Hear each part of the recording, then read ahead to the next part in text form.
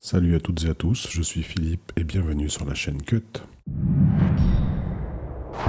Aujourd'hui dans ce nouveau tuto de la série Trucs et astuces, je vais vous donner quelques conseils pour optimiser Final Cut. Donc on va commencer tout de suite par les préférences générales. Alors ici, vous pouvez déjà choisir quel type d'outil vous préférez utiliser pour l'étalonnage. En général, par défaut, il est réglé sur réglage des couleurs. Par exemple, là, je mets sur ce plan-là. Si on va dans l'inspecteur des couleurs ici, par défaut, Final Cut est réglé là-dessus. Pour ma part, je préfère avoir les roues de couleurs. Donc régler sur l'outil qui vous convient le mieux, que ce soit les courbes de couleurs, les roues de couleurs ou bien les réglages de couleurs. Les courbes de teinte et saturation, je ne vous le conseille pas parce que c'est plutôt pour de l'étalonnage secondaire. Donc pour ma part, c'est les roues de couleurs, comme ça c'est fait, c'est réglé.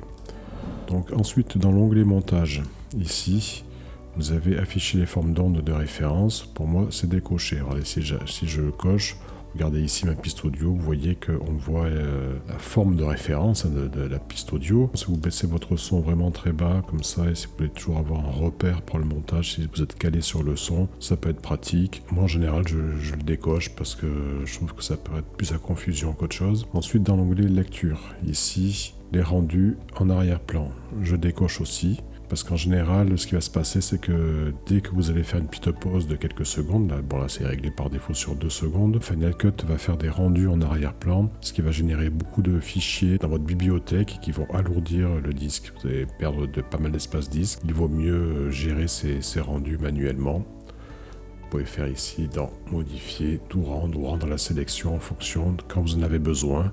Vous avez appliqué plusieurs effets sur un plan. Là, vous pouvez faire un rendu et vous les gérez manuellement, c'est beaucoup plus pratique. Ensuite, lecture, créer des données optimisées pour les plans multicam, c'est décoché chez moi. Pareil, les plans optimisés pèsent très lourd. Je préfère éventuellement, si je fais des plans multicam, utiliser les proxys. Arrêter la lecture et recevoir un avertissement, ça je décoche. Je préfère que Final Cut lise autant que faire se peut le plan et recevoir un avertissement par la suite. Donc laisser cocher le recevoir un avertissement qui est juste après. Visiocasque, je pense pas que nous serions beaucoup à travailler avec un visiocasque, donc ça je passe.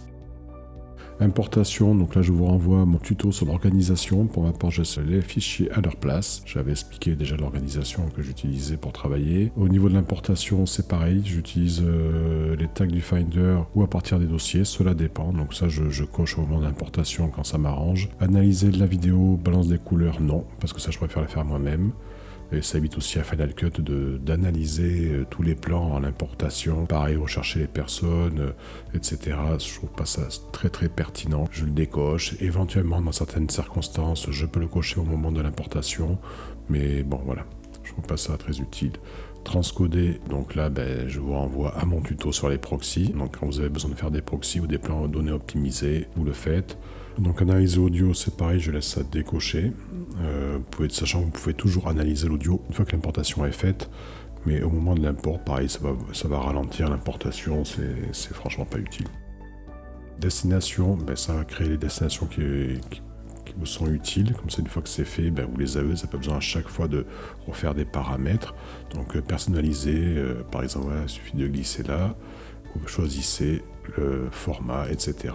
Vous renommez et vous avez vos pré-réglages que vous retrouverez bien entendu ici ou bien dans partager ici. Donc une fois qu'ils sont réglés, vous les avez, pas peine d'y revenir. Maintenant au niveau de l'onglet présentation ici, vous pouvez vous mettre sur meilleure performance, ça permettra d'avoir une lecture plus fluide. L'image sera légèrement dégradée, mais si vous avez un peu du mal à lire vos vidéos, essayez de vous mettre en meilleure performance, ça devrait vous améliorer.